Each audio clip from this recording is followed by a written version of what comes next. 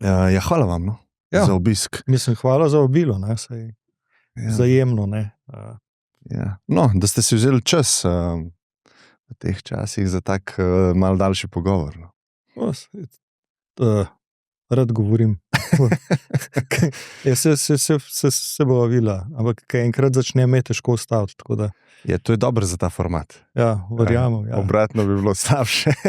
Ma ne, mislim, to pride, poklicna, profesionalna deformacija, ne, mislim. Ja. Tok pa tok, tako, šolniški pedigre,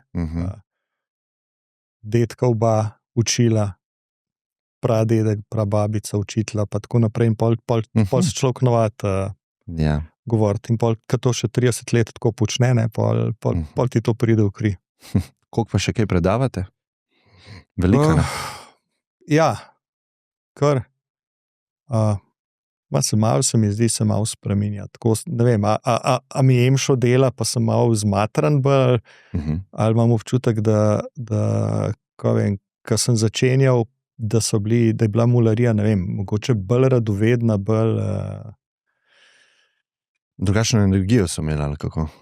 Ja, kaj vem, zdaj se res se mi zdi, se pozna so to te generacije, ki so vajene na tist, da se na ta non-stop dogajanje z zaslonov, in pol na koncu imam občutek včasih, da moramo biti predavatelji, en miks, se pravi, na eni strani moraš ti svoj strokovno znanje imeti, na drugi strani moraš biti pa že malo stand-upa, da vzdržuješ pozornost. Ne. Tega včasih ni bilo. Ne. Včasih so študentje uro pa pol vzdržali brez večjega problema. Zdaj pa dejansko, če hočeš jih potegniti, je treba ves čas nekaj vmes, vsake toliko časa, kakšen odsvirk, kakšno zgodbico, kaj tacga, da ohranjaš tisto pozornost. Ne. To se mi zdi glavna razlika. Ne, da se hotel kaj pritoževati, da so generacije danes kaj. Vsaka generacija ima ene svoje specifike. Drugače pa ta mularija, nimam nič čez njo zapovedati. Drugačni so, ko smo bili mi, ampak to ne pomeni, da je to kaj slabše ali pa kaj manj. Aha, ja, razumem. Sej, to je tista znana, da so tudi v stari Grčiji že pritoževali se nad naslednjo generacijo in kaj bo svetom, vse gre v uničenje. Ja. Po mojem je zdaj danes sam razlika ta, da se svet toliko hitreje spreminja in so te generacijske razlike toliko večje. Ne. Mislim, danes so naši mulci so digitalni domorodci, AI domorodci, ne. Jaz smo pa tisti, ki se moramo vsega tega poručiti. Ne. In pol včasih imam prav ko se recimo pogovarjam z učitelji po šolah, ne, imajo debate, ne, kako je bilo včasih vse drugače, pa včasih je bilo pa boljše, pa včasih pa tako naprej. Ne. In pol vedno rečem, ne, da okej, ne, mogoče nam je tisto, kar je bilo včasih bolj poznan, ne, ampak če ti hočeš danes delati z mularijo, pa če hočeš mularijo potegniti, jih ne moreš potegniti nazaj v svoj svet, ti moraš stopiti noter v njihovega, da jih tam dobiš, pa da jih tam pretegneš na tiste načine, ki so njim blizu. Jaz se to ful strinjam, pa spremembe so vedno bile, pa bodo. Nič nimam proti spremembam, vedno so boleče celo, če se človek drži nekega status quo, ali pa cela družba. Ampak, kaj mislim, da je drugačne? Je pa ta hitrost, ki ste jo omenili. In sicer na neki točki je verjetno, čeprav smo mi kot bitja prilagodljivi, pa smo mogli biti prilagodljivi, pa evolucija nas je tako naredila, pa naši možgani so prilagodljivi, verjetno obstaja neka točka, kjer je spremembe prehitro prihajajo za naš biološki ustroj, da se ni zmožen to hitro prilagoditi. Ja, mislim, vsaka sprememba je tako, ne, prilagajanje je tista ključna reč, ne. Sej tako, ne, evolucija nas je naredila, so razmerno prilagodljive, ne, sej drugače ljudje nimamo kril, da bi leteli, kakšnih posebno hudih mišic nimamo, da bili najbolj mogočna zverina, ne. In tisto, kar nam je pomagalo preživeti, so bili možgani, roke, da so znali narediti orodja, pa to, da so se znali prilagajati spremembam, ne, in da so lahko poselili pravzaprav toliko različne življenjske prostore.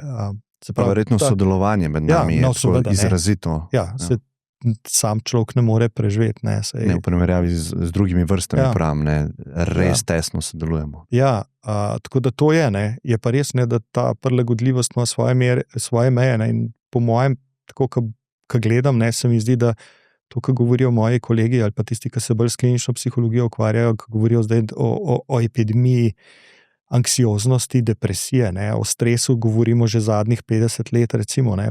Jaz mislim, da je to precej povezano ravno s tem, da imajo ljudje težave se prilagajati vsem tem situacijam, ki se dogajajo, vsem tem spremembam, ne. Tako da, kaj bo pa naprej, bomo pa videli, ne. Ampak tako včasih se heca, ne, ko govorimo o teh spremembah, se s kolegi pogovarjamo, ne. Prva velika sprememba, ki se je zgodila, je po mojem ta čisto komunikacijska, ne, se pravi, telefoni, ne, so telefoni. Naenkrat smo imeli vsi v žepu naprave za komuniciranje, ampak če tako se pogovarjamo, pravzaprav pa gledaš, ne, imaš občutek, da danes ljudje manj komunicirajo med sabo, kot so včasih, ne. Druga sprememba, ki se je zgodila, so po mojem pripeljala socialna omrežja, ne, družbena omrežja, namenjena v principu temu, da bi ljudje sodelovali med sabo, ampak se mi zdi, da smo zaradi socialnih omrežij danes zelo bolj izolirani ali pa bolj zaprti v ene svoje majhne skupine, izolirani v ene svoje majhne skupine. In zdaj to, kar se pogovarjamo, je ključni izziv, kaj se bo zgodilo z umetno inteligenco, ne. In, če so nas komunikacijska orodja pripeljala do tega, da manj komuniciramo, pa socialna omrežja do tega, da smo manj socialni, se zelo veliko pogovarjamo zdajle o tem, a bo to povzročilo ene vrste miseln, kognitiven upad, ne. Konec koncev ena taka zanimiva reč, ki je v psihologiji, mogoče ni toliko širš znana, ne, ampak v zadnjih desetletjih, tam nekje od recimo konca druge svetovne vojne naprej, ne, je bila ena stvar, ki si je niso znali čisto dobro psihologi razložiti, to, da je generacijsko vsako desetletje, ko so gledali študije, ne, povprečno nekako IQ v populaciji rasel, ne. Zakaj je to raslo, ne, razlag je bilo nekaj. Flinov efekt, ne. Ampak zdaj ne, zadnjih 20 letih, ne, preden smo znali čisto dobro razložiti, zakaj se je to dogajalo, se je ta trend obrnil, ne, in zdaj se obrača in zdaj nekateri že zelo resno govorijo o tem, ne, da se nam dogaja ene vrste kognitivna distrofija. Kaj bo, ne, mislim, pa ne mislim, da se tukaj se pogovarja zdaj o enem ludizmu, pa rekli, da so ta orodja pa te stvari, da je to treba vršiti skozi okno. To imamo zdaj tukaj, ne. Tukaj moramo s tem živeti. Je pa zelo važno, po mojem, se učiti uporabljati ta orodja, ki so lahko blazno koristna, ker dejansko odnesejo človeku en cel kup neustvarjalnega dela, grindanja, ki je prej zahteval veliko časa, ti lahko zdaj opravi umetna inteligenca in to lahko na koncu koncev človeku pomaga, da ti svoj čas uporabi bolj ustvarjalno, bolj kreativno, delaš stvari, ki so mogoče bolj zanimive, bolj pestre, ampak ko pa gledam svoje študente, pa včasih imam občutek, da ta orodja uporabljajo predvsem zato, da upravijo razmišljanje namesto njih, ne, kar se mi pa ne zdi. Bližnjice v življenju so izredno nevarne, ne, ker so dostikrat se izkaže, da so daljšnica.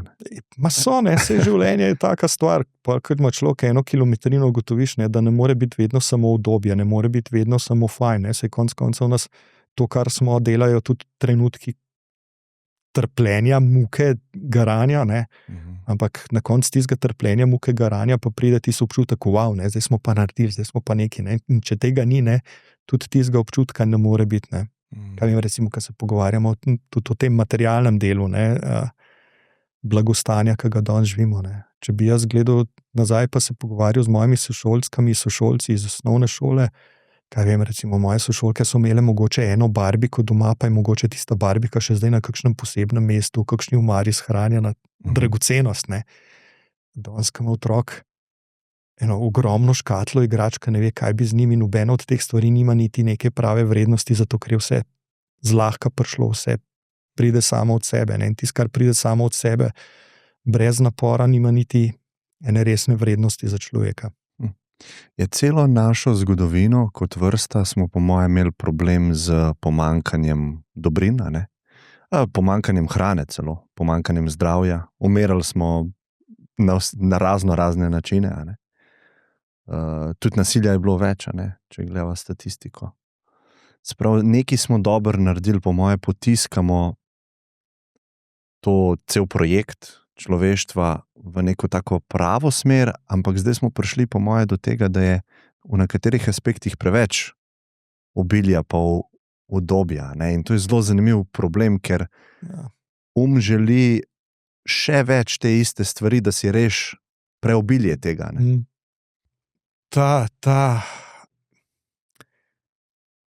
Mislim, se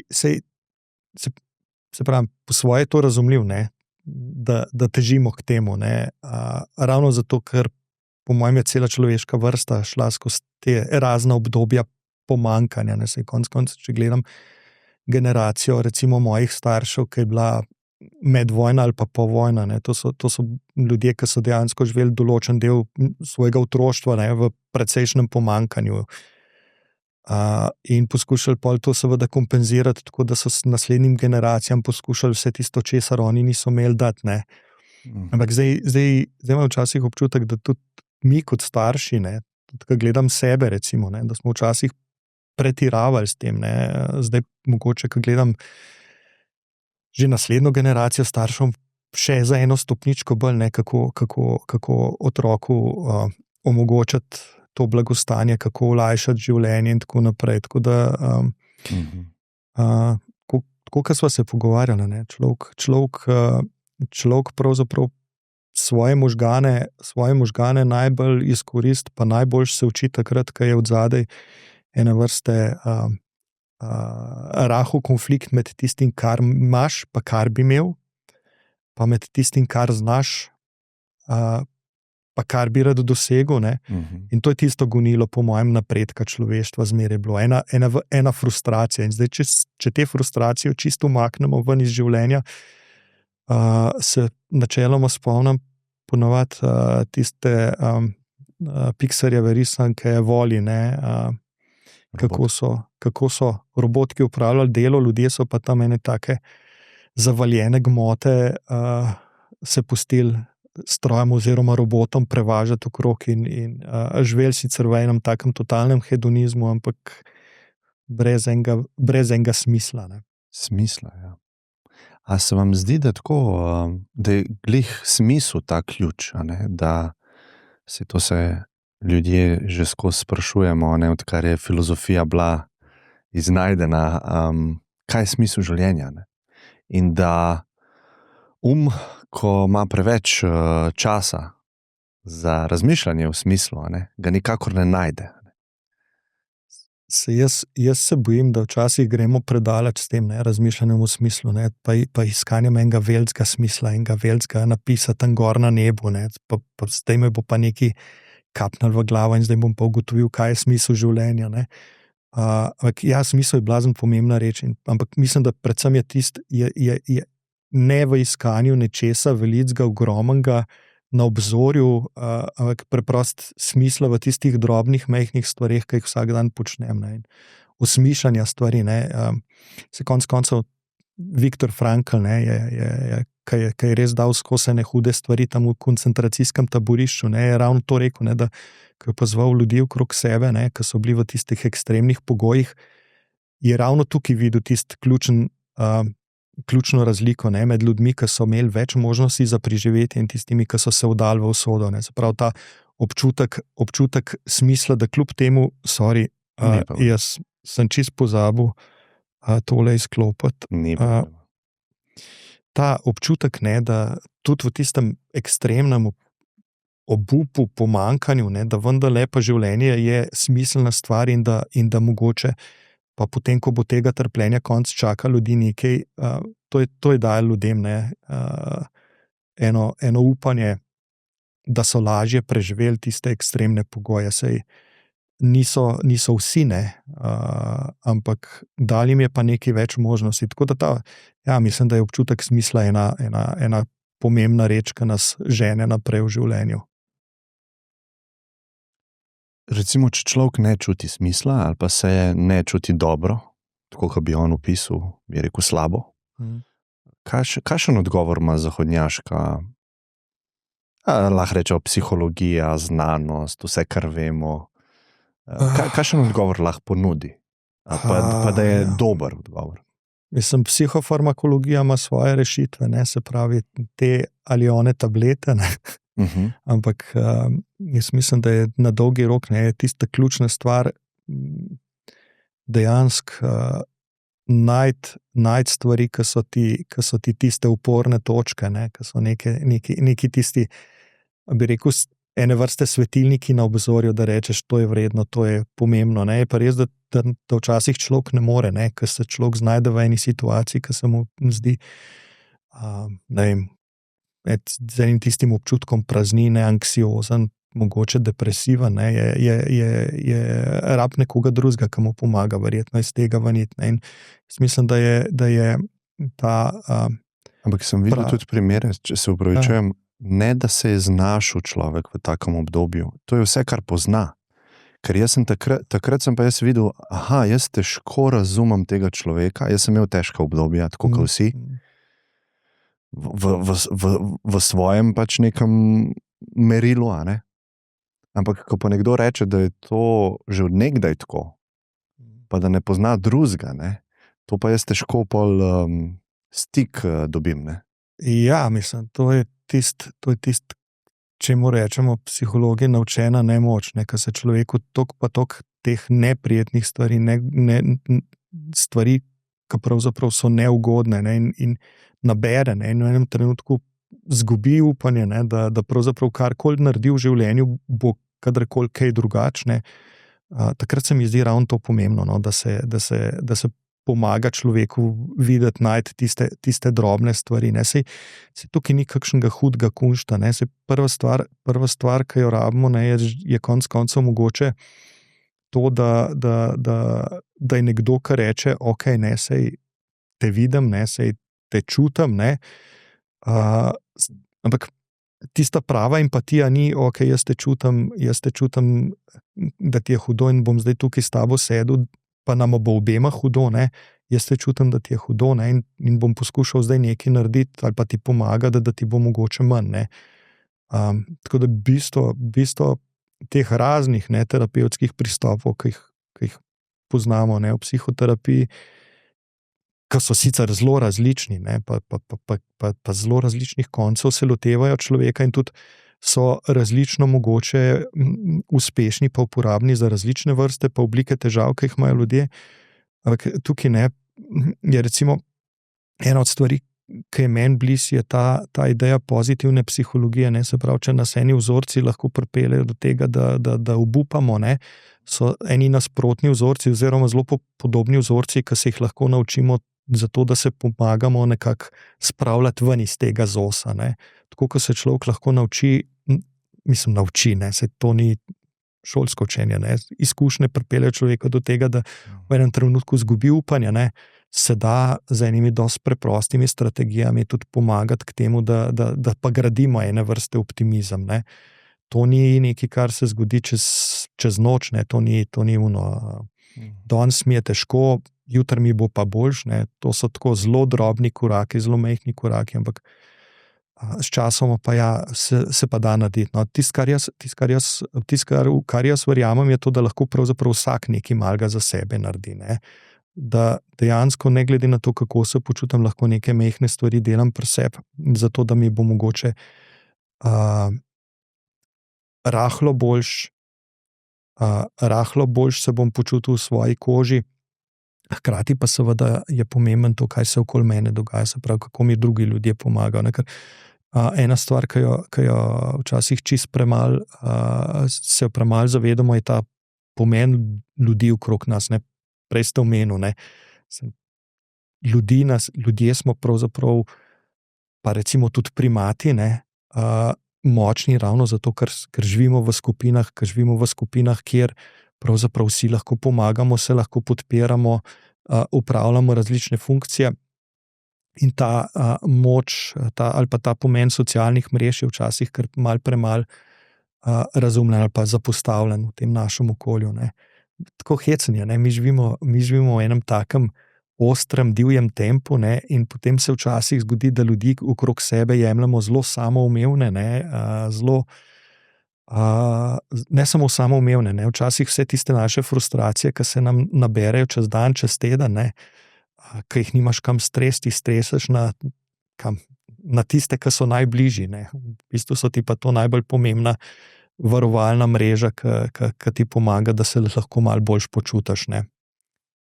A se vam zdi, da zaradi tega, ker smo toliko vajeni tega udobja materialnega, pa odnosi so dostikrat neudobni, v bistvu zelo neudobni, zelo boleči, da se tudi tega zaradi te navade ali pa te tendence, da iščemo udobje, se odmikamo stran od težkih odnosov in potem smo ponavadi pahnjeni v neko samoto ali pa osamljenost ali pa izoliranost. To je pa zelo, to je dokazano na milijon različnih primerih, da je zelo nezdrava stvar, psihološko. Je, ne. Včasih se pogovarjamo, ne, o tem, kako cel kup kultur, ne, ima svoje pregovore ali pa reke, ne, ker recimo govorijo o tem, da osamljenost boli, ne, in tista zanimiva reč, ne, je pravzaprav, da te stvari, ne, ki se včasih zluščijo skozi generacije v eno ljudsko modrost, ne, imajo svojo tehtno podlago, ne, v tem primeru nevroznanost ne kaže, da pravzaprav pri ljudeh, ki se počutijo osamljeni, dejansko se aktivirajo podobne nevronske poti ali pa iste nevronske poti, kot pri fizični bolečini, ne. Tako da ja, ne, osamljenost je problem, je pa problem tudi ta, prej sva omenjala, ne, to umikanje stran od frustracije, ne. Odnosi so včasih zelo kompleksna reč, ne. Ljudje nismo roboti, ljudje smo zelo, zelo nepredvidljiva bitja in odnosi so, krmarjenje v odnosih, ne, pomeni ravno to, ne, da se moraš v bistvu zelo veliko prilagajati, zelo veliko v bistvu svoje strategije usmerjati, in potem, ne, ko to počneš, potem lahko imaš res ene trajne, stabilne, močne odnose, ne. Če pa pravzaprav vsakič, ko nastopi ena vrsta frustracije, ne, je to neudobno, se umaknem ven, ne, potem pa ne znamo več reševati tistih najbolj temeljnih stvari, ne. Ena od stvari, ki se mi zdi, da je v tej naši sodobni civilizaciji velika napaka, ne, je ta, da pravzaprav že ko gledamo otroke, ne, ki se, ne vem, sprejo na igrišču, sprejo v šoli, ne, včasih so bile to situacije, ki so bile čisto naravne in so se jih morali otroci naučiti reševati sami, ne. Ni bilo odraslega zraven, ko so bili tam na travniku, ali pa so plezali po drevesih, ali pa se igrali, ne. Kontrole je bilo, med sabo so se morali nekako rešiti situacije, zdaj pa odrasli posegamo noter, ne. Otroci se začnejo prepirati okrog igrače, odrasli stopimo noter, rečemo, dajte si to deliti, ne, se kregati in tako naprej, ampak konflikte reševati je ena od najbolj pomembnih življenjskih strategij, ne. Konflikti seveda so nekaj frustrirajočega, samo če se jih ne naučimo reševati, če otroke rešujemo, tako da jih potegnemo ven, ali pa mi rešujemo konflikte namesto njih, se bo potem zgodilo tudi to, da ko bo enkrat to odrasel človek in ko bo se znašel v nekem, recimo temu, partnerskem odnosu in bo prišlo do konflikta, bo prišlo do enih frustracij, bo v enem trenutku preprosto rekel, jaz se pa tega ne grem, se pa rajš umaknem ven iz tega ven, ne. Tako da malo smo tukaj, bi rekel, šli predaleč v tej želji po poenostavljanju pa po udobljanju sveta samim sebi, svojim otrokom. Zdaj sem imel recimo mogoče eno tako zanimivo izkušnjo, ko sem bil skoraj mesec na Japonskem, ne, in ena od stvari, ki sem jih tam opazil, recimo je bila ravno ta, da otroke veliko bolj tam vzgajajo v eni samostojnosti, ne. Pri nas ves čas krožimo starši gor nad otroki in gledamo, kaj naj naredimo, kako bomo posegli noter. Tam sem gledal še 5-6 let stare otroke, ki so se peljali sami s podzemno železnico, ne vem, 10 postaj od doma do šole, ne. Nobenega ni bilo zraven. Je sicer nek občutek varnosti, če bi karkoli bilo narobe, bi zanesljivo kdo pristopil zraven, če bi bilo otroku težko, skupna ščuva, ne. Ja. Ampak ni pa tistega, da je pa treba 16-letnika pripeljati z avtom do vrat šole ali pa z avtom še raje skozi šolska vrata, že kar noter v avlo. A ste videli, kdaj starše, ki imajo na povodcu otroka? A ste videli to? Ne, na srečo ne, ker pol bi prišlo do... Jaz sem v centru Ljubljane to doskrat videl. Je v bistvu taka oprsnica. Ja, tist se mi zdi, mislim, meni včasih, jaz včasih, mi tam živimo na vasi, mi še pse včasih spustimo. Ja. Ne, mislim, to se mi zdi res ene take, kako bi rekel temu, stran poti, in se včasih res sprašujem, kaj delamo tem našim otrokom, oziroma kaki ljudje bodo zrasli z njih, če niso res vajni ene osnovne samostojnosti, enih osnovnih frustracij, in potem seveda ne, potem seveda se zgodi to, ne, da ko nekaj ne ve kaj, ne, preprosto se usede in čaka, da bo starš naredil ali pa da bo starš povedal. V enem trenutku takrat starša ne bo več zraven.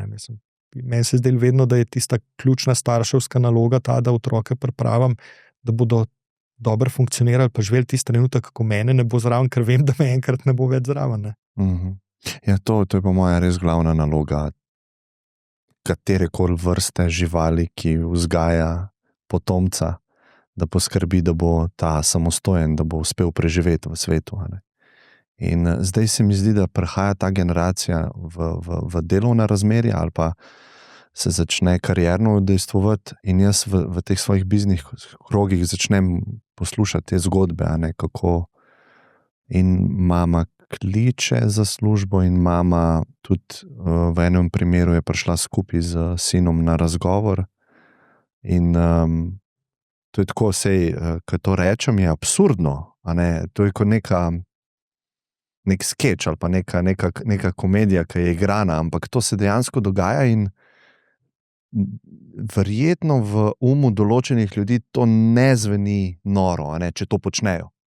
Oziroma ne vidijo, kakšno škodo lahko 20-letniku, 24-letniku povzroča mama, ki je na njega v bistvu prisesana. Ja. Mislim, se mi imamo na fakultetah to. Včasih so hodili starši na informativne dneve v srednjo šolo zraven, ne?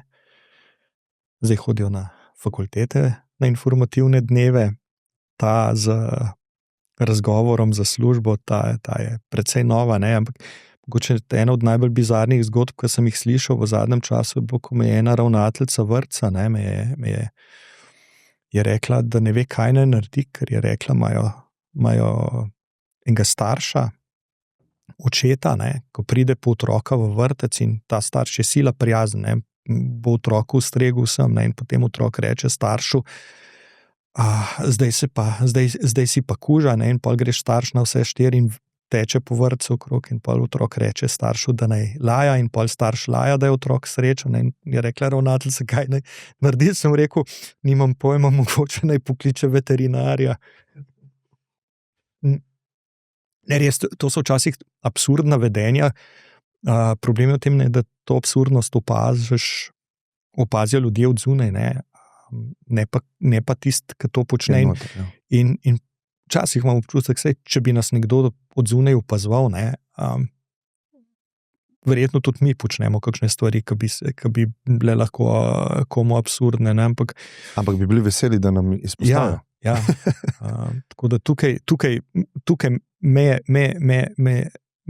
mislim, skrbi me dejansko za pač otroke, ki so deležni tega, ker veš, da bodo za cel kup enih stvari prikrajšani in enkrat, ko bodo odrasli, bodo res neopremljeni za življenje v svetu, ki smo prej omenjala, ki je pač takšen, ki je, ki zahteva od ljudi prilagajanja, ki zahteva od ljudi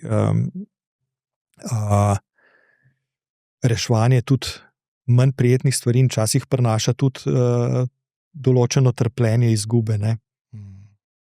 ena od stvari, ki se dostikrat pogovarjamo z učitelji, ravnatelji, je ravno to, kako težko je danes pravzaprav v tem okolju, ko prihajajo v šolo otroci, ki so pravzaprav vajeni, da so središče sveta, svet se vrti okrog njih, kako zdaj teh 20-25 otrok pripraviti do tega, da pravzaprav so pa oni zdaj tam v eni skupnosti, kjer se pa morajo učiti sobivanja, ne? Kjer pa mislim, to je en od razlogov, zakaj ob vseh stvarih, ki sem zelo kritičen do šolskega sistema, ne, se mi zdi ta reč, da so otroci toliko pa toliko ur skupaj in se morajo učiti sobivati, se morajo učiti prilagajati, zakaj je to tako pomembno, ne? Zakaj recimo se mi zdi konec koncev tako pomembna tista izkušnja, ki smo jo včasih mi dali skozi, ko smo še tista generacija, ko smo šli po koncu srednje šole v vojsko in smo si eno leto se mogli pač prilagajati stvarem, ki so bile včasih bizarne, ki so bile včasih nesmiselne, ampak je bila to pravzaprav ena iniciacija, ena šola življenja, ki ti je dala konec koncev tudi mogoče neko ponižnost, pa nekaj, kar sem včasih prepričan, da bi mladim danes orang prav prišlo. Ampak verjetno je, to je ena izmed problematika, ki so se jo zdaj dotaknili na starši, ki na nek način kontrolirajo, hočejo zmenedžirati življenje otrok, da bo čim bolj udobno ali pa prijetno. Ampak verjetno v zadnji je nek strah. Jaz mislim, da je to glavna stvar, da je nekako ta korporativen svet uspel prepričati mlade starše, negotove starše, da pravzaprav je otrok projekt, pri katerem lahko cel kup enih napak narediš. In moraš paziti. Ja, in moraš paziti. In jaz mislim, da je dostikrat tudi zadnje pravzaprav čisto ena tista tesnoba, ena tista anksioznost. Saj mi smo bili enako negotovi, ko smo dobili otroke, samo smo imeli eno veliko srečo. Mogoče smo imeli eno knjigo, en priročnik, ene dva, danes pa v bistvu starš, še preden se otrok rodi, izpostavljen milijonu enih nasvetov, opozoril, strašenja, naredil boš ne vem kakšno katastrofo otroku, če mu ne boš, če ne boš imel, ne vem, pametna posteljica, ki bo imela zraven še cel kup aplikacij in tako naprej. Saj smo tudi včasih te tudi skrbeli, kako otrok spi in tako naprej, in si se pač zbudil sredi noči, si poslušal, a še diha, ne diha. Zdaj malo banaliziram, ampak to mi je tako absurdno. Recimo, ne vem, aplikacija, ki spremlja otrokovo dihanje, jaz imam občutek, da smo včasih kljub vsemu bolj spali, pa bolj mirno spali, kot zdaj, ko imajo aplikacije, ki naj bi jih delale mirne, v bistvu pa so pa generator ene tesnobe, ker je odzadaj to, če moram pa res spremljati to, kako otrok še diha po noč, pa je pa to res sila resna reč, pa lahko tudi zelo nevaren. Jaz sem cel kup teh in cel kup teh nasvetov, ki jih potem prebirajo starši na blogih, na onih in drugih medijih, so pravzaprav stvari, ki si nasprotujejo med sabo. Danes jaz ne bi vedel, kako naj dam otroka spat. A mora biti na trebuhu, a mora biti na hrbtu, a mora biti na strani. Mislim, to je nevaren, uno je nevaren, in pa na koncu se strinjam s tem, da je marsikera bizarna stvar, ki danes starši počnejo, pravzaprav ni rezultat tega, da bi hoteli početi zelo bizarne stvari, ampak enostavno to, da jih okolje ves cajt straši, psihira, dela napete. Dela jih napete včasih čisto načrtno, zato ker enostavno se gadgeti pa aplikacije boljš prodajajo, bolj ko so ljudje anksiozni, več bodo kupovali tega, ampak ni pa to fajn ne za starše, ne za otroke. Se pravi, to samo metoda prepričevanja nekoga. Recimo v politiki vemo, da dosti dobro deluje apeliranje na straha, in jaz imam rešitev. V kapitalističnem sistemu, marketinškem stroju, pa tudi. A to je v bistvu razlaga verjetno, da probavamo prodajati stvari, vidimo, da pali, če apeliramo na strah, to spodbujamo in obkroženi smo s tem in potem smo anksiozni, da bo življenje katastrofalno, če ne bomo zmenedžirali pa skontrolirali vsak aspekt. Ne. Mislim, da načeloma vemo, da so to stvari, ki najbolj pravzaprav poženejo človeka v pogon. Vse kaj je tisto, kar človeka požene? Strah, v marketingu veliki učki, ali so to otroški, ali pa od kakšnega majhnega mladega tjulna, ali pa kaj podobnega. Ne?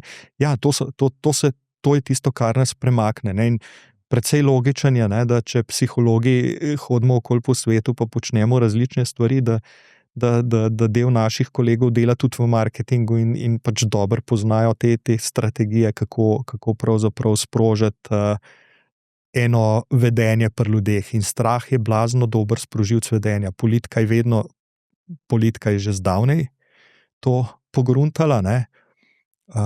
Marketing tudi, ne?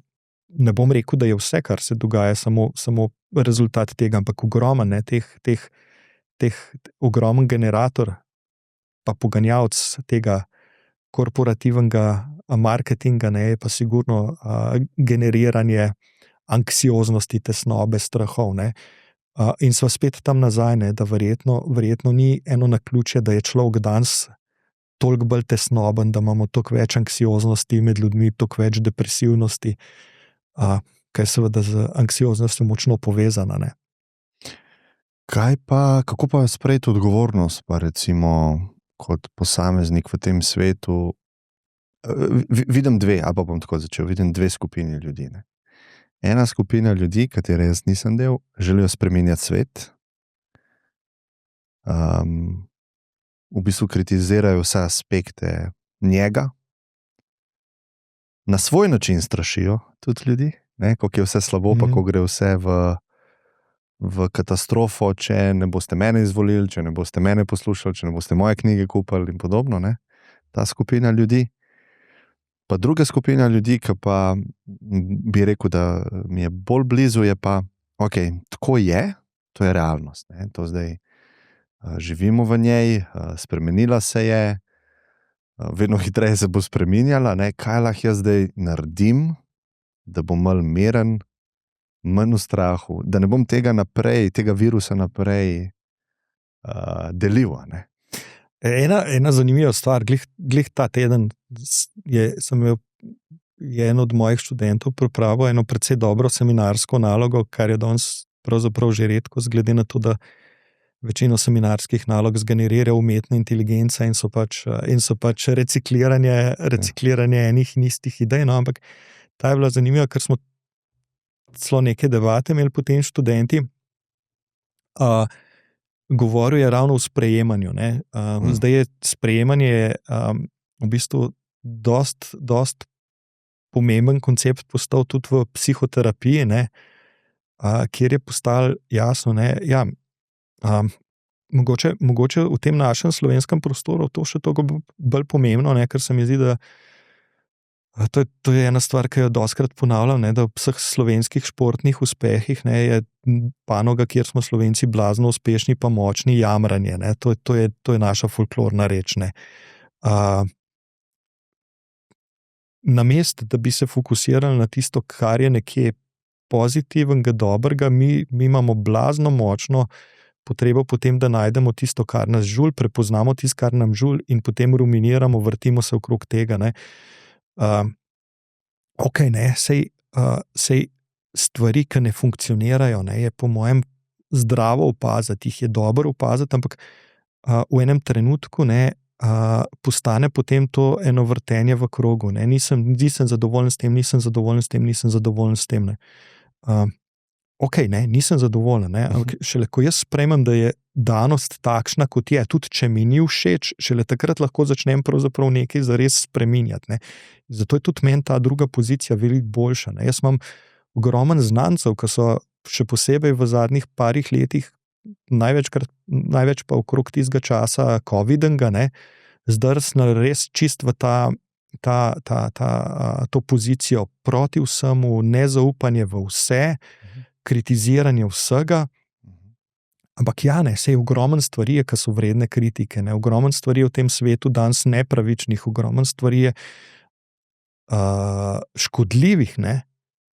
Ampak če bom ves čas samo to ponavljal, ne bom naredil nič in ne bom premaknil ničesar. Se pravi, tako kot sem rekel, meni je ta pozicija tudi veliko bližja. Ne? Ja, tako je, zdaj pa kaj pa lahko jaz kle kot posameznik naredim? Jaz sem bil včasih idealist, ne? Jaz sem včasih mislil, če se nas zbere par, ka vidimo, kaj je v tem svetu, kar ne funkcionira, bomo pa premaknili svet. Ne? Pol te emšo, te izkleše, te stvari obtešajo, polena pod nogami, te naredijo bolj previdnega. Ne? Pa na koncu ugotoviš, da že s tem, ko v svojem mikroprostoru določene stvari premikaš, spreminjaš, delaš, ne, lahko sprožaš pač neke stvari naprej. In če nas je zadost, ko delamo te male premike, se potem tudi v svetu nekaj malega spreminja. Jaz niti približno ne morem vplivati na to, kaj bo, s kako idejo se bo danes zbudil recimo Donald Trump, ne. Zelo precej sem lahko prepričan, da karkoli bo ideja njegova, s katero se bo zbudil, da mi ne bo všeč, pa da mi ne bo simpatična, ampak ne morem vplivati na to, ne. Lahko pa naredim nekaj za to, kako se počutim jaz v svoji koži, kako se počutijo ljudje okoli mene v svoji koži in preko tega en malo vplivam na stanje v svetu, ne. Zdaj, samim jamranjem pa ne bom seveda dosegel nič. Kaj lahko rečeva o lokusu kontrole? Ker to mi je zdaj prišlo, nekako ste govorili, da je ful pomemben koncept, ampak da ga lahko uporabi človek, rabi pa zelo je tak širok pojem zavedanje, ampak tako, da vem, da vidim, kaj se dogaja, pa da znam kakor toliko pravilno umestiti v predalček, nimam kontrole, imam kontrolo. Ne? In to je zelo tak prefinjen, mora biti res ostra zavest, se mi zdi, da lahko človek to vidi, da lahko ta lokus kontrole to refleksijo je treba imeti, ne? Da znam stopiti toliko ven iz sebe, da si znam reči, na to lahko vplivam, na to ne morem. Ne? Pa to v veliki meri nekaj, kar pravzaprav si skozi tista zgodna leta ne oblikujemo, ali jaz lahko, ne, ali sem jaz čolniček, ki ga morja premetava sem pa kaj in pravzaprav sem prepuščen na milost pa nemilost vetrovom pa tokovom, ne, ali sem pa jaz krmar tega mojega čolnička, ne, in kljub vetrovom in tokovom, ki mi mogoče niso vedno naklonjeni, pa vendarle krmaram, ne. Jaz sem, ko sem bil mulc, sem surfal, ne, in na surfu se hmal naučiš, ne, da ne glede na to, z katere strani piha veter, ne, lahko prideš od točke A do točke B, samo poti so različne. Ne. To je tisto, kaj je zdaj v moji kontroli. Je pa to seveda ena od stvari, ki so najbolj preproste, je prepustiti se in biti slabe volje, ker je nekdo drug kriv pa odgovoren za tisto, kar se mi v življenju dogaja. Ne. Včasih se mi zdi, da ta pozicija tako udobna, da ljudje rajš vztrajajo v tem neudobju samo zato, da je lahko odgovornost nekje drugje, ne, na nekom drugem. Ne. Tako da ja, lokus kontrole se mi zdi zelo pomembna reč in se o tem premalo pogovarjamo o zadnjih stvareh. Tako da, če bi izpostavil par teh psiholoških konceptov, ki se mi zdi, da bi se morali več ukvarjati z njimi, je lokus kontrole zanesljivo en od njih. Ne. Tako da. Prej ste v sprejemanju govoril, pa tisti seminarski. Mogoče v tem konceptu tega, ko človek opredeli, tukaj nimam kontrole, ne. Da se zgodi ta, se mi zdi, da se avtomatsko zgodi sprejemanje, če je razumevanje tega, to pa res nimam pod kontrolo. Ne lažem si, ali pa bolje bi bilo, da bi jaz tako verjel, ampak ko človek res vidi, tukaj nimam kontrole, ni od mene odvisno, sprejemanje sploh ni, ampak je že avtomatsko ukomponirano v tem razumevanju. Zmeraj imam pravzaprav nek kontrolo, če nimam kontrole nad situacijo, imam pa vedno kontrolo nad tem, kako se jaz odzivam na to situacijo. Ne? A imamo? Da, zelo dobro vprašanje. Ja, tudi to je nekaj, do česar mora človek sam priti. Ne? Tudi to je ena stvar, o kateri je Frankl veliko govoril, ne? Da pravzaprav ne glede na to, kje se znajdeš, kako se znajdeš, ne? sem jaz tisti, ki odločam, kako se bom odzval na določeno stvar. Ne. Če je neugodna za mene, ne, seveda se lahko jezim, razburjam, je naravno pa logično, ne, da mi vzbudi določeno jezo, ampak na koncu koncev moj odziv na to, ne, je pa vedno moja avtonomna stvar. Ampak to avtonomijo včasih prepustimo svetu, ne, se pravi, si je ne vzamemo. Ne. Jaz mislim, da je tukaj še ta element avtonomije, da si vzamemo avtonomijo, da si pravzaprav ne pustim odvzeti te avtonomije, da sem jaz tisti, ki na en način determiniram, kako se bom počutil, kako se bom odzival na stvari, tudi takrat, ko mi niso všeč, tudi takrat, ko so mi neprijetne. Ne. Tako da je pa to spet vse skupaj povezano z vsem, kar sva zdaj omenjala, z lokusom kontrole, z sprejemanjem, in se mi zdi, da takrat, ko pravzaprav človek do tega pride, jaz se nisem rodil pameten, pa tudi ne trdim, da sem zdaj pameten, ne. Ampak se mi zdi, da se zdaj recimo odzivam na stvari dosti drugače, kot sem se vrsto let nazaj. Kaj vem, recimo?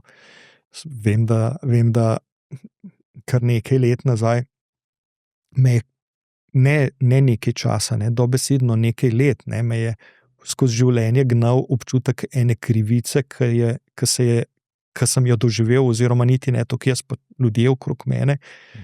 In v enem trenutku sem pravzaprav ugotovil, da dokler je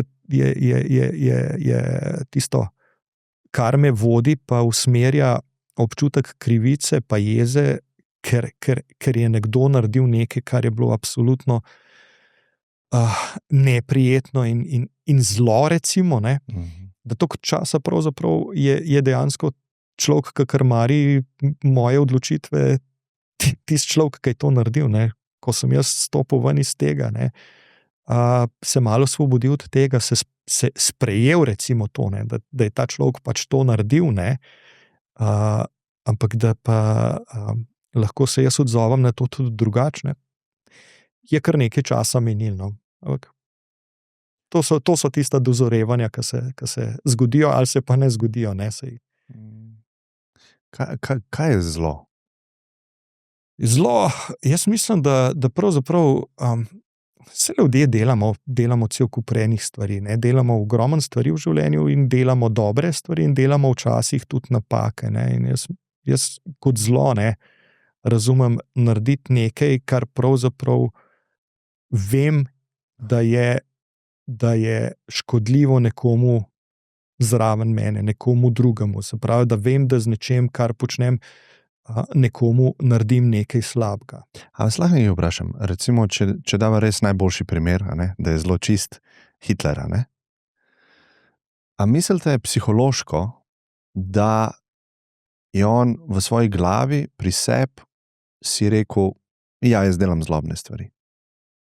Jaz sem prepričan, da ga niti enega človeka ni, ki bi samo sebi bil prepričan, da je blazno žleht in blazno hudoben človek. Ne. Vedno opravičujemo. Ja, seveda, ne, se konec koncev moramo nekako preživeti, ne, se moramo nekako živeti sami s sabo. Ne. Tudi ta človek, ki ste ga omenili, ne, je verjetno na koncu dneva moral nekako sam s sabo živeti. Ne. Se v končni fazi je imel okrog sebe cel kup ljudi, ki so ploskali tistemu, kar je počel, ploskali njegovim idejam in mu dajali vedeti, da je pa res človek na mestu. Ne. In to so, mislim, vse ta potreba potem, ne, da mislim o sebi, da sem dober človek, ne, je ena najbolj bazičnih stvari. Ne. Se v končni fazi, kaj se če se mi to sesuje, ne, kaj mi pa pol sploh še ostane v življenju. Tako da jaz mislim, da ljudi, ki bi zares bili prepričani o tem, da so zli, je sorazmerno zelo malo. In tudi, ko sem bral v eni moji prejšnji karieri, ko sem nekaj časa delal na zdaj to fakulteta za varnostne vede, takrat je bila še to visoka policijska varnostna šola, ne. Sem tudi študiral recimo vedenje, pa početje, pa razmišljanje serijskih morilcev. Ne. Prav redki med njimi, ne, so tisti, ki bi dejansko sebe dojemali kot absolutno zle ljudi, ne.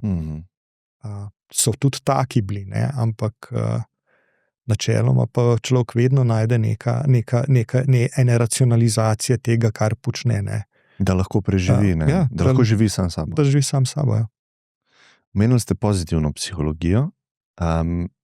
Če greva tako čisto na osnove, kaj to je, recimo ne vem nič o tem, Ja, recimo, pa mogoče pol še tako, kar sem imel stika s tem, ne? Sem dostikrat slišal kritike v zadnjih časih, desetletjih mogoče, na račun te veje, pa lahko še to malo pol, sigurno jih poznate, ne, kritike, pa lahko še to pol malo opredeliva, pa odgovoriva. Ja,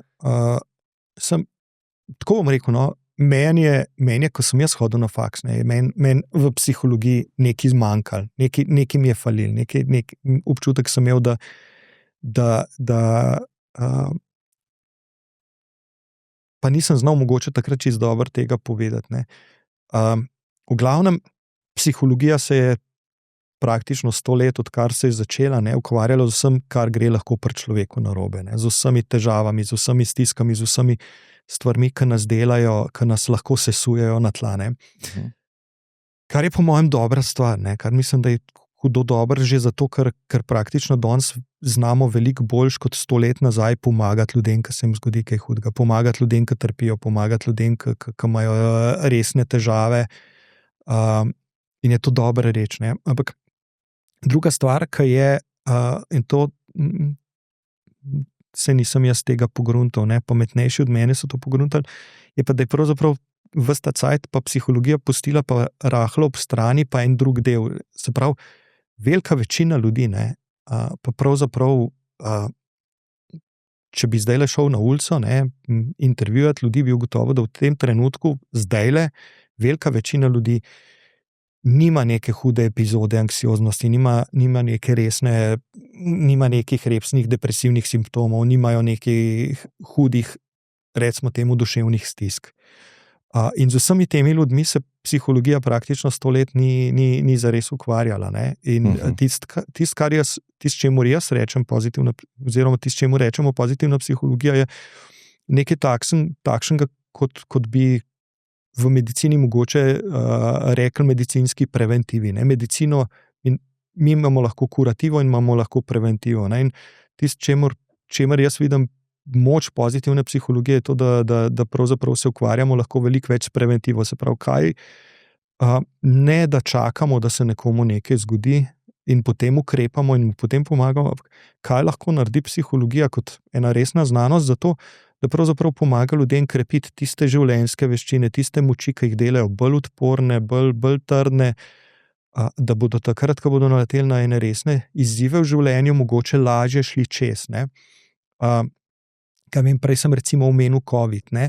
Saj vemo, ne, da recimo v covidnem času je kar nekaj ljudi resne težave imeli in tudi po njem, ne. Ampak zelo veliko ljudi, ne, pa tudi ta čas, ne, so razmerno dobro prestali. Se pravi, kaj je tisto, kar nas dela v tem smislu psihološko odporne, kar nam daje ta psihološki, recimo temu, imunski sistem, da lahko tudi takrat, ko so izgube, travme, gremo čez z manj psihološkimi praksami. In to je tisto, čemur mi rečemo pozitivna psihologija. Se pravi, ne tisto happy, vsi se bomo smejali, ne, ampak kje, ne, mislim, to je absurd, to je oslarija, ne, vse, ne more se človek vedno smejati, ker je življenje sestavljeno iz celega kupa izkušenj in eno od stvari, ki so pravzaprav pokazatelj psihološkega zdravja, je ravno to, da človek zmožen doživljati celo paleto čustev, od veselja, sreče, seveda tudi do žalosti, jeze, ne, ker so to naravni odzivi na situacije. Tako da to je tisto, ne, čemu rečemo pozitivna psihologija. Se pravi, ne happy, ampak v bistvu tista veja psihologije, ki se ne ukvarja zgolj s kurativo, pa z preprečevanjem duševnih oziroma pomočjo, ko se zgodijo težave, ampak enostavno gremo mogoče korak prej in delati na tem, kaj lahko naredimo, recimo kako lahko krepimo generacije otrok danes, ne, da bodo bolj odporni na situacije, ki se jim lahko zgodijo, da bodo mogoče malo več optimizma lahko razvili v življenju, da bodo mogoče malo več. Ena taka recimo čist preprost trik, ne, z pozitivne psihologije, ne, ki ga rad dostikrat povem, ne, par let nazaj je moj sin imel, recimo so šli na ekskurzijo v Rim, ne, s faksom, ne, in njemu se je zgodila pravzaprav res slaba reč prvi dan zjutraj, ne, na metroju so mu ukradli denarnico z denarjem, z karticami, z vsem skupaj, ne, in ko so se slišala po telefonu, takoj po tistem, ne, je bil seveda zelo slabe volje, ne, kar je naraven odziv. Jaz sem bil pa tukaj v Ljubljani in kaj dosti mu pomagati nisem mogel, ne, in ko sva se slišala zvečer po telefonu, je bil še vedno enak slabe volje, ne, in nekaj časa sva se pogovarjali, nekaj časa je iz njega vsa ta neprijetna izkušnja vrela, ne, in v tistem trenutku, ne, po parih minutah sem rekel, ok, zdaj mi pa pove, kaj pa najboljša stvar, ki se je danes zgodila, ne. Nič ni bilo, ne, dobrega ocenka dnevu sem rekel, ok, ne, se pravi, kaj, tudi, ne vem, ko ste bili tam, ti tvoji sošolci so rekli, lej, znajd se, kakor veš, pa znaš. Je rekel, ne, a veš, v bistvu ful so bili empatični, ne. Ko so videli, da je v stiski, ko so videli, da je v zosu, so se ukvarjali z njim, ne. En mu je, ne vem, plačal kavo, drug mu je nekaj drugega, ne. Sem rekel, ok, no, se ti je pa nekaj pozitivnega zgodilo. Ja, ampak to je edin, ne. Sem rekel, aha, ne, in tudi ta profesor, ne, ki vas je pelal, je rekel, lej, mi imamo svoj program, znajd se, kakor veš, pa znaš. Je rekel, ne, veš, kakšen človek, ne. Takoj šel je z mano na policijo, da smo naredila prijavo, pelal me je na kavo, dal mi je 100 evrov iz denarnice za prvo potrebo in tako naprej. Sem rekel, to je tisto, ne. Se pravi, da mogoče, če se ne bi ukvarjal s pozitivno psihologijo, bi ga poslušal, kako je vse grozno in kako je vse slabo, ne. Z nekaj znanja pozitivne psihologije sem enostavno preusmeril njegov fokus iz vsega tistega slabega, kar se mu je v tistem trenutku dogajalo, na to, da vse ni zgolj črno. A se je on počutil od takrat naprej krasno? Ne, ni se, ne, ker je bil še vedno brez denarnice, pa brez vsega, ne, ampak manj se je pa slabo počutil, ne. To je tisto, kar, to so te drobni psihološki triki, ne, ki jih pravzaprav počnemo lahko, ne. Da sami sebi pomagamo ali pa ljudem okrog sebe rahlo izboljšati dan, rahlo izboljšati počutje, se malo boljš počutiti v svoji koži. Velik del tistih kritik, ne, ki jih pravzaprav letijo na pozitivno psihologijo, so pa pravzaprav kritike, ki niti ne razumejo koncepta pozitivne psihologije kot take, ne, in to mešajo z raznimi temi gurujskimi pristopi, zdaj se bomo pa za roke držali, pa bomo peli Kumbaja in se bomo naenkrat imeli vsi lepo, ne. To je pa seveda bullshit. Je pa res, da sama besedna zveza pozitivna psihologija se tako fajn sliši, tako komercialno je zanimiva, da vsak, ki ima 5 minut časa, si poskuša predstaviti svoj lonček, ker se seveda dobro prodaja. Zato, ker tako, kot sem rekel prej, ljudje imajo danes tesnobe, ljudje imajo stiske in iščejo. Ja, v bistvu verjetno problematika, ki jo sem slišal, da je bila izpostavljena, je glede tega potiskanja realnosti navzdol, na stran in podobno, ne. Se pravi, pridejo negativni aspekti življenja, so to obdobja, so to čustva, so to občutki, a ne, in mi z neko metodo, a ne, to na silo preusmerimo v pozitivno smer. Ne, to ne gre, ne, to ne gre in to niti ni dobro, ne, ker niti ni dobro, ker to pravzaprav pomeni samo to, da tistih stvari, ki se nam nabirajo, jaz zmeraj razlagam svojim študentom, ne, se to konec koncev funkcionira približno tako, kot koš za perilo, ne. Jaz lahko umazano perilo ves čas bašem en koš, ampak če tlačem, bo v enem trenutku poln in se bo razpočil in se bo vse tisto razletelo. Nekaj podobnega je tudi z našimi občutki pa z našimi čustvi, ne. Se pravi, jaz moram handlati, jaz moram delati z tudi slabimi stvarmi, ki se dogajajo, tudi z neprijetnimi stvarmi. In ravno to ne je point pozitivne psihologije, se pravi, ne zanikati tega, ne, kar je neprijetno, učiti pravzaprav ljudi, kako čim bolj konstruktivno s tem handlati. Se pravi, ne na način, da bom pravzaprav rekel, to pa ni relevantno, to se mi pa ni zgodilo. Se jaz tudi takrat svojemu sinu nisem rekel, tebi se to ni zgodilo, to je nepomembno. Ne. Jaz sem absolutno rekel, vem, da je tole, kar se ti je zgodilo, res slabo, pa res neprijetno, ne, ampak en mal sem mu pa pomagal fokus preusmeriti, da ni se ukvarjal samo z vsem tistim v tem času. Ne. Se pravi, ko se zgodi negativna stvar v življenju, se lahko zmanjša, zoža in vidi samo to in ne vidi dejansko celotne realnosti. In s pozitivno psihologijo razširimo pogled, da ni vse enoznačno, ne? Da obstajajo tudi pozitivne stvari. A lahko tudi pol obratno naredimo, ne? Se pravi, človek, ki je vzhičen, pa kako se reče, maničen, ne? Ja. In vidi v bistvu tudi nerealnost, ampak vidi pozitivne stvari. A bi bilo dobro, da se tudi v tem primeru razširi na negativne? Mislim, absolutno je po mojem dobro, da svet sprejmaš takšen, kot je. Ne? Se pravi z vsemi njegovimi nijansami in z vsemi stvarmi, ki se ti pravzaprav zgodijo. Zdaj jaz celo mogoče ne bi rekel tako, kaj vem, mislim, tisto, kar se meni zdi posebej v tem današnjem svetu, ne, ker če pogledava,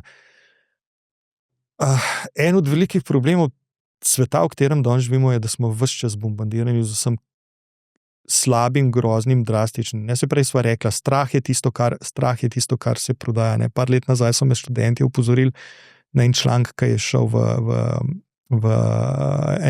na enem slovenskem spletnem portalu, ne, in je z ogromnim naslovom, ne, pol sem si ga prav shranil, strašno pokol pri Celjski koči. Ne. Praktično ga ni človeka v Sloveniji, ki bi se danes spomnil tega strašnega pokola pri Celjski koči, ne, ampak takrat je bil pa to masten naslov, ne, na portalu. V bistvu tega pokola je bilo v tem, da je ena gospa se sprehajala s svojim psom ob Celjski koči, pa si je bil spuščen in sta srečala eno jato domačih rac pri eni hiši. In se je pa zagnal v race. In se je en del rac slabo končal. Ne. Naslov je bil pa seveda masten, grozno, strašno, ne, pokol pri Celjski koči. Ne. Klasičen clickbait, ne, se pravi, ljudje so klikali gor na to, ne, ker je strašno, ne, ker to nas vznemirja. 3 leta nazaj je Psychology Today, ta ameriška revija, ne, sem bral en zanimiv članek ravno o tem, ne, kako mediji s temi svojimi clickbait naslovi, ne, kako to pravzaprav ves čas sproža en občutek napetosti, tesnobe pri ljudeh. Ne. In zdaj, če smo z vsem tem negativnim, ne, obdani in kar je logičen, ker nas je evolucija tako naravnala, seveda, da ko je nekaj strašljivega, ko je nekaj, kar pravzaprav je bilo za naše prednike relevantno, ker je zašumel nekaj v gozdu, je bilo treba pogledati, če je bil tiger, pa nisi pogledal, si nasankal, ne. Če je v jami nekaj šumel, pa nisi pogledal, preden si šel spat v jamo, si imel verjetno po noč težave, ali pa se zjutraj nisi zbudil, ne. In te mehanizmi, ne, delujejo. Zdaj se mi zdi v svetu, ki je toliko blazno nas obremenil z vsem negativnim, z vsem slabim, ne, je ta zmožnost, ne, da si najdemo neke fokuse, da se fokusiramo, da se usmerjamo na stvari, ki so mogoče pozitivne, da najdemo stvari, ki so nam smiselne, da počnemo stvari, pri katerih ne samo, ki jih moramo, ampak tudi tisto, pri čemer recimo uživamo, pa s čemer si napolnimo baterijo, da so to eni tisti, recimo taki preprosti mehanizmi, s katerimi si lahko pomagamo, da se boljš počutimo v svoji koži. Ne. In jaz tukaj vidim ta potencial pozitivne psihologije. Se pravi, ne v nekih velikih srečanjih v dvorani, kjer bomo vsi skupaj prepevali, koliko nam je lepo, ne, in sonce, pa rožice, pa tako naprej. Dejansko v teh drobnih, malih stvarih, ki jih lahko vsak dan naredim, zato da mogoče en majčkan majčkeno sam sebe spomnim, da svet ni samo prostor, zaradi katerega moram jamrati, da je lahko tudi kaj dobrega, da je lahko tudi kaj lepega, da se spomnim dobrih stvari, ki se mi dogajajo, in na ta način malo ohranjam, recimo temu, svoje psihološko zdravje. Kaj pa koncept, ali pa človek, ki je optimist, ali pa človek, ki je pesimist, verjetno smo tukaj že nekako po DNK-ju različni, a ne? Zato, ker to, kar ste razlagali za sina, ne, to je meni zelo blizu, ne, ker sem naravno optimist, a ne? In mogoče včasih edin pazim, da sebe ne potiskam v nerealnost, da bi se samo malo potolažil, ne? Ampak skozi išče pozitivne stvari, ne? In vidim tudi napako ali pa ni vse dobro v tem, zato ker kadarkoli izgubiš stik z realnostjo, boš mogel po moje na nek način odplačati to. Ali psihološko, ali pa fiziološko. Ne? To je zanimivo reči, ne, ker tudi študentom vedno razlagam, ne, ko se pogovarjamo o optimizmu, ne, da 50-50 približno, ne, se pravi, en velik del je genetika, dejansko genetika. Ne. Pravzaprav me je, ko sem to prvič bral, celo presenetil, ker nisem pričakoval, da je tako močno genetsko, ne, ampak je, ne. Druga stvar, seveda, ne samo genetika, ne, mislim, genetika pomeni, da če odraščaš v okolju, kjer so ljudje, ki so očitno predispozicijo imeli za optimizem, je logično, da toliko bolj to odneseš s sabo, ne. Je pa res to, ne, optimizem je fajn stvar, ne, je tudi v psihološkem smislu bolj zdrava naravnanost, ker ima cel kup boljših korelatov, se pravi, manj tesnobe, manj tveganja za depresijo, manj tveganja za druge težave. Hkrati je pa tista zdrava, seveda, pozicija, najbolj optimalna, ne, je pa optimizem v povezavi z eno strateško, recimo temu, previdnostjo. Ne. Se pravi, zgolj ta nebrzdan optimizem, ne, v smislu, zdaj sem na avionu, skočil bom dol, A, B, ne, A je nahrbtnik, B je padalo, 50-50 bom vzel, vse se bo dobro iztekel. Ne, mislim, ta brezmejen optimizem, ne, je včasih lahko precej nevarna stvar, ne, recimo v prometu, v alpinizmu, v ekstremnih športih, recimo, se to lahko zelo hitro pokaže kot dvorezen meč, ne. Se pravi tudi študije, ne, ki sem jih bral, vse nekako govorijo o tem, ne, da je optimizem zdrava pozicija, bolj ugodna, hkrati pa najbolj optimalna takrat, ko je povezana pa z neko, recimo temu, mero strateške previdnosti, ne. Ne v vsako stvar takoj na glavo. Drugače pa to pozicijo zelo dobro razumem, tudi zato, ker sem jaz nekako zelo podoben zrasel gor, ne, v enega takega optimista. Ne. So me sicer včasih stvari presenetile neprijetno, ampak ker so bila pričakovanja pozitivna, ne.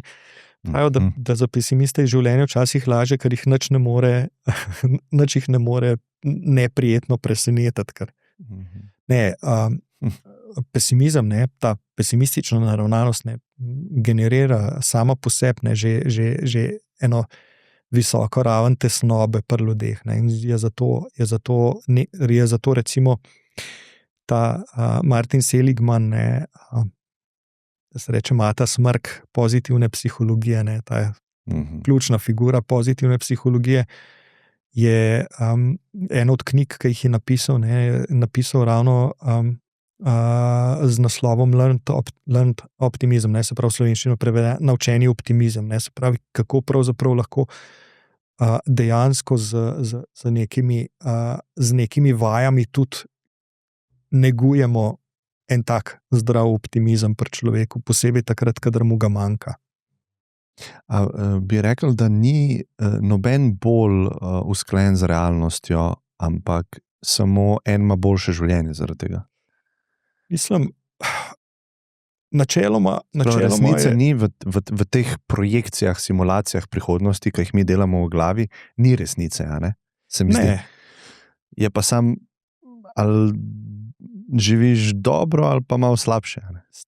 To so stopne verjetnosti, ne? Čeprav, ko se pogovarjamo, recimo, ravno na kakšnih seminarjih ali pa z kakšnimi skupinami, ne, o tem, rečem ljudem, ok, zdaj mi pa povejte, recimo, tako, če bi se človek mogel na hitro spomniti 10 zadnjih stvari, ki so se ti v življenju zgodile, ali pa 10 zadnjih stvari, ki si jih počel, si se jih lotil, recimo, skuhati kosilo, peljati pse na sprehod, koliko od teh se je končal pozitivno, koliko od teh se je končal slabo, ne? Na koncu koncev ugotoviš, da večina stvari, ki jih počnemo, pravzaprav so izidi sorazmerno ugodni. Vsake toliko časa se zgodi, da se kakšna stvar res ponesrečne, ampak načeloma je tudi z tega naravnega vidika, ne, verjeten optimizem tista pozicija, ki je bolj usklajena z dejanskimi izidi stvari, ki se jih lotevamo v življenju. Ker načeloma bi rekel, da velika večina ljudi, ok, dobro, zdaj bom včeraj sem sicer precej optimistično šel v badminton, pa zgubil 4 sete od 5 na koncu, ampak sem bil še vedno zadovoljen, ker smo se imeli fajn in smo dobro igrali. Ja, ampak tako vi vidite, ne? Jaz bi mogoče tako rekel, ne? Ker ste rekli, šel sem ven na sprehod, pa psa pelu, a je bilo nekaj negativnega? Ne, ni bilo. Vse se je v redu končalo, prišel sem domov. Ampak za osebo, za človeka, ki si v umu naplete, ko bom šel ven s psom, bom spoznal ljubezen svojega življenja. Zelo sem osamljen, ne? In ta ideja ne bo zadovoljena. Ta pričakovanje ne bo zadovoljeno in ko ga vprašamo, a je bil uspešen sprehod, bo rekel ne, katastrofalen je bil. Jaz mislim, da nismo umrli v večini situacijah, dokler ne umremo, ne? To se strinjam. To je pozitivno. Ampak jaz mislim, da ful zavisi od ideje pa pričakovanj uma, ki ima izkušnje. Ne? In spet ne, pesimist bo videl tudi stvari za nazaj, ki bi jih midva opredelila, super so se išle, kaj ne? Bo rekel ne, jaz sem imel pričakovanja tukaj, dobil sem pa to in to se mi celo življenje dogaja. Ne? In ja, se mi zdi, da ne pogovarjamo se o realnosti, mi se pogovarjamo o idejah. Ne, se načeloma vedno tako vse, kar se mi zgodi, vedno tako vrednotimo v kontekstu pričakovanj, ki smo jih imeli, naprejšnjih pričakovanj. Se pravi, načeloma uresničena pričakovanja kljukca, če je bilo še malo boljš, juhuhu, ne, in če ni bilo, ne, potem pa rdeča pika ali pa črna pika, kakor smo v šolo hodili. Ne. Ja, je. Pričakovanja so pomembne, je pa res, ne, da v veliki meri so pričakovanja, ki si jih postavljamo v življenju, vedno bolj potem tudi stvar izkušenje. Se pravi, vsaka nova izkušnja prispeva k temu, kako si bomo naslednja pričakovanja postavljali in pravzaprav na ta način postajamo vedno bolj realisti, ne, v tem smislu. Ne, ne pričakujemo, zelo verjetno velika večina mojih ali pa vaših vrstnikov ne pričakuje, ki gre na sprehod s psom, da bodo ravno takrat srečali ljubezen svojega življenja, kakšno mu se zgodi, super. Ne. Lahko da kdo tudi pričakuje to. Vsakič, ko gre na sprehod, pa je mogoče vsakič znova razočaran. Ne, različni smo si. No. Seveda smo si različni. Ne. Je pa potem čisto psihološkem smislu za nekoga, ne, ki si postavlja sila nerealna pričakovanja, seveda precej dober, da najde način, kako si ta pričakovanja nekako uskladiti, ne, z realnostjo, ne, kako jih v bistvu svojemu življenju primerno nastaviti. Doskrat sem videl zelo tak zanimiv pa koristen psihološki profil človeka, pa to so tudi mogoče kakšni zelo znane osebnosti iz zgodovine, ki so imeli visoka pričakovanja pa visoke cilje, ampak ko jih niso dosegali, je bil v takem stanju flova, da so bliže na naslednji stvari. Ne? In v bistvu je konstantno se čisti, pa pere. In se mi zdi, da je to najboljša možna kombinacija. Se pravi, jaz imam zelo pozitivno naravnanost do prihodnosti, mogoče celo zablojeno. To mi da veliko pozitivnih hormonskih stanj. To se ne zgodi.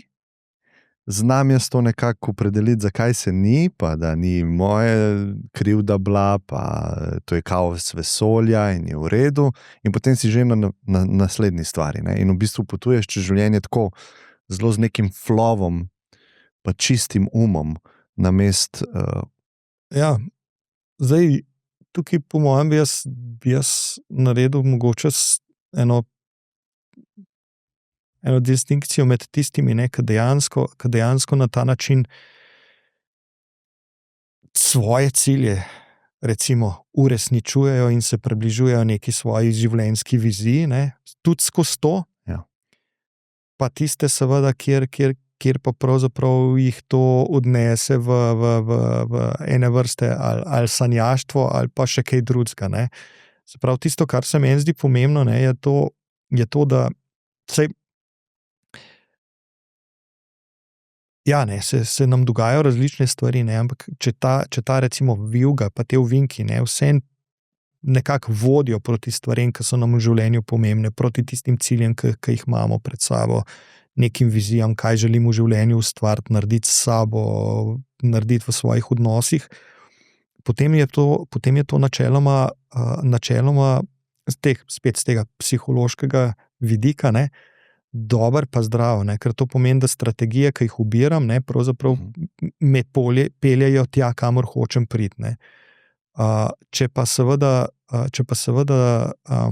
to pomeni, ne, da vsakič, ko se mi nekaj podre ali pa ne uresniči, se sprožijo vsi tisti obrambni mehanizmi, ki mi pravzaprav zadaj nekako skrbijo za to, da brez tesnobe grem naprej, kljub temu, da grem popolnoma brez cilja ali pa brez kompasa ali pa celo stran od tistega, kar sem si zastavil, pol je pa to lahko seveda problem, ne. Tako da, ko ste prej omenil to, recimo ljudi, ki so dosegli neke vrhunske stvari, ne, da so bili zmožni tega, ne. Saj ravno to je ena od ključnih razlik, ne, ki jih včasih v psihologiji omenjamo, ne, da v enih potezah, ne, so si ljudje, ki so, ne vem, izjemni ustvarjalci, kreativci, ne, zelo podobni ljudem, ki so potem del klinične populacije v psihiatričnih ustanovah. Kaj je zdaj ob tem, da imajo določene poteze, ki so zelo podobne, ne, tista ključna stvar, ki jih dela, zaradi katere eni dosežejo neke vrhunske stvaritve, drugi pa nikoli, ne. In to je tista realitetna kontrola, ne, ki pravzaprav pa človeku da občutek, tukaj sem v odnosu do teh mojih ciljev, do teh gabaritov, ki jih imam zastavljene, ali pa ne. Tako da ja, to so tudi bile že študije prav pisane o tem, ne, kakšna je načeloma razlika med genialnostjo, recimo pa norostjo, ne. Kaj pa glede šolstva? Nekaj ste omenili prej, da se s tem ful... Vaš se ful ukvarja s tem. Moj se ful ukvarja s tem. Ja. Mi malo delite to ukvarjanje. To je tako, za moje pojme je to, da smo tam od Marije Terezije naprej nekje kle med prvimi, recimo v svetu, ne ta prvi, ne, ampak med prvimi zgodnimi uvedli javnošolski sistem, se mi zdi en od najboljših izumov, ki jih je človeški rod spravil skupaj.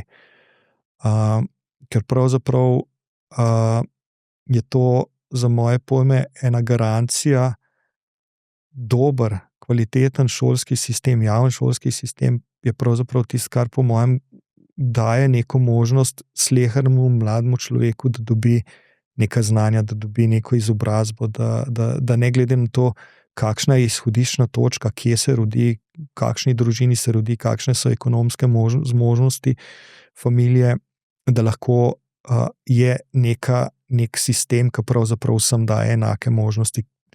Pustimo, da ni čisto enakih možnosti, a ne, ampak to se mi zdi blazno pomembna reč in jo je treba blazno negovati, ne. Druga stvar seveda je pa ta, da je ta šolski sistem, kakršen ga danes poznamo, ne, ki je zelo podoben tistemu, ki smo ga doživljali mi, ki smo hodili v šolo in ko so ga doživljali naši starši ali pa naše babice pa dedki, se pravi, otroke razdelimo, otroke na začetku razdelimo v skupine, se pravi razrede, glede na datum proizvodnje, ne, potem grejo čez tekoči trak, ki mu rečemo prvi razred, drugi razred, tretji razred, četrti razred. To je včasih bil sistem, ki je bil sorazmerno dosti logičen, ker načeloma so otroci smeli sorazmerno zelo podobna znanja pa veščine, ki so bili stari 6-7 let. Danes so pa to otroci, ki se blazno razlikujejo med sabo, ne. Eni so od majhnega izpostavljeni dražljajem, informacijam in imajo pri 4 letih berejo, pišejo in tako naprej, drugi pa ne. Se pravi, ta del je mal postaja vprašljiv.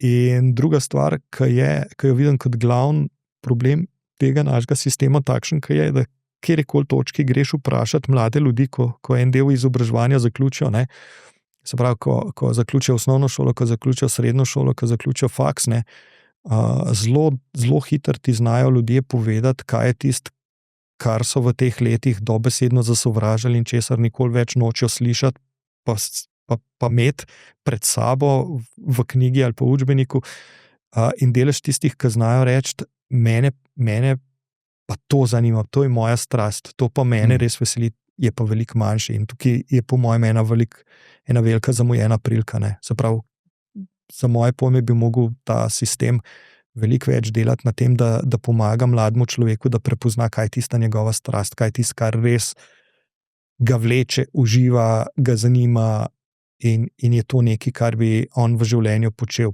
Pa ne glede na to, ali je to, ne vem, klekljanje ali je pa mikrobiologija, ne.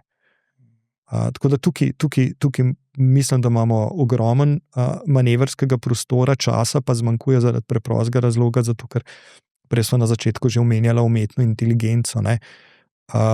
Na eni strani so otroci danes toliko različni, ne, da ima učitelj pred sabo v razredu 20 otrok, ki imajo blazno različne interese, blazno različna znanja, ne. 20 let že govorimo v šolstvu o individualizaciji, o individualnem pristopu, pravzaprav je umetna inteligenca tisto, kar bo seveda omogočal ta individualen pristop, ampak na drugi strani je pa ključna stvar tega sistema, po mojem, človeški faktor, se pravi, naši predniki so od majhnega se učili, razvijali tako, da je, ne vem, včasih bila tam ena skupnost, starši so hodili nabirati, pa hodili so loviti, pa delali so, bili so pa tam eni modri ljudje, ki so akumulirano znanje prenašali na mladino okrog ognjišča.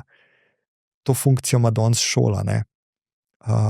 Ampak situacija, svet se je pa toliko spremenil, da se bo morala šola krepko temu spremeniti, ali bo pa čez 20 let izumrla, ne.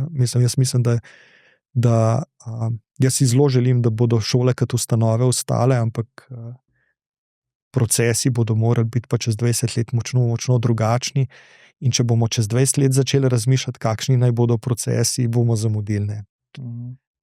Danes smo že odzadaj. Ja, dosti o tem razmišljam, da recimo ta model ali pa ta način poučevanja, ne, ko je nekdo pred tablo in je na odru in 20 ljudi pozorno posluša in vsi na isti način prejmejo to znanje, kot da bi ga on downloadil, ne, da to je v bistvu slab sistem in ni bil narejen zato, ker je dober, ampak zaradi omejitve resursov. A ne? Mi smo imeli omejene resurse, imamo veliko otrok, imamo enega učitelja, najbolj optimalno je, da on predava vsem naenkrat. A ne? Ampak zdaj s tehnologijo, po mojem, imamo več opcij Mislim, da individualiziramo proces. Na eni strani je bil dejansko zaradi omejenih resursov in na drugi strani zato, ker je bil enostavno namenjen določenemu zeitgeistu. Se pravi, šola je bila narejena zato, da je proizvajala delovno silo za industrijo in en del tistih, ki so potem šli naprej Standardiziran proces je imel smisla, zato ker je bilo pol tudi standardizirano delo. Danes je pa obratno. Koncev, če gledamo, da bo verjetno človeka vedno bolj nadomeščala, ne vem. Dobro, se vsakič, ko je industrija našla neko stvar, da je rekla, to je pa zdaj industrijska revolucija, to pa olajša človeku delo, zdaj pa ljudje ne bodo več imeli dela, vsakič znova se je izkazalo, da pravzaprav so ljudje še vedno imeli delo, se je pa kvalitativno spremenili. Tako da jaz mislim, tako kot sem rekel, se strinjam s tem, ta potreba mladega človeka potem, da ni kolešček v mehanizmu, ampak da je individuum s svojimi hrepeneni, svojimi strastmi, svojimi željami, bo vedno večja. In zmagal bo tisti sistem, ki bo to pravzaprav omogočal. Zdaj sta pa samo dve možnosti, ali se bo dorazvile ene alternative kle pri nas, ki bodo tistim staršem, ki bodo imeli pod palcem omogočale, da bodo svojim otrokom to omogočili. To se že malo dogaja. To se že dogaja. To se dogaja, ali pa bomo zadost pametni, da bomo rekli, da je pravzaprav človeški kapital edini zaresen kapital, ki ga ta država ima, ker na srečo nafte nimamo, ker bi imeli pa druge zaplete, kakšnih velikih rudnih bogastev nimamo, les imamo, z njim sicer ne znamo gospodariti. Masovni turizem tudi ni neka stvar, od katere se da v bistvu zelo veliko dodano vrednost delati, se pravi, ključna stvar, ki jo imamo, so ljudje. Res je. In vsak mlad človek, ki ga zgubimo oziroma mu ne damo možnosti, da bi vse tiste potencijale, ki so v njemu prisotni, izkoristil, je pravzaprav ne sam žalostna reč z vidika posameznika, ampak je čisto z vidika družbe, mehne družbe, kakršna smo Slovenija, en velik kiks. Tako da tukaj si res želim, da bi bil ta šolski sistem bolj odziven. Samo mogoče se sliši to malo absurdno, ko mi kdo pa reče, saj ti si pa predsednik strokovnega sveta za splošno izobraževanje. Mi nismo tisti, ki bi šolsko politiko oblikovali. In šolska politika je vedno odvisna od politike. Politika v tej državi pa v zadnjih 30 letih še ni doumela, da pravzaprav, ko govori o državotvornih resorjih, da bi ravni izobraževanja mogli biti na prvem mestu, po mojem, med vsem. Ker konec koncev je od tega, kaj danes delamo v šolah, vrtcih, šolah, s to mladino odvisen, kakšna bo ta skupnost čez 20, 30, 40 let.